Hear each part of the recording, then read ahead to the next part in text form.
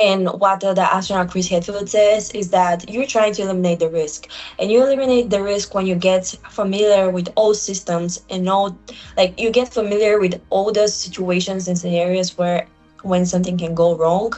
So what I've done as training is I did the military survival training. So they ditched us in a helicopter, buckled up in a deep pool, and they turned the helicopter upside down. Sometimes they turn it 180, sometimes 95 degrees, sometimes 50 degrees, sometimes 360 degrees. So you never know when the helicopter is gonna stop, and Wow. you have only one breath of air. You just see how they turn the lights off. It's windy, the water is cold, you're shivering, and you just hear ditching, ditching, ditching, and the whole helicopter starts flooding, and you're turned around, and you have only one breath of air.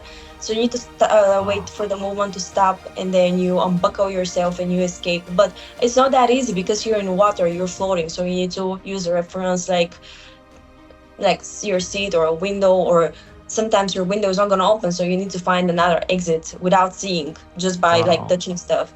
So that's very hard.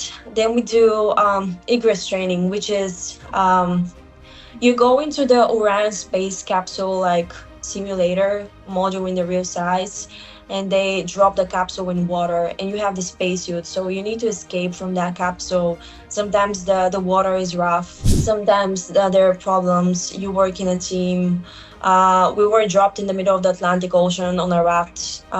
Like we Wow. were 20 people, and we had to create a chain with our bodies in a way where the people who were in the middle had higher body temperature than the people who were on the outside, and then you do that chain, and like the people from the outside come in the middle, so that like 20 people can survive in the middle of the ocean, and then help each other to go on a raft or work synchronized to like notify.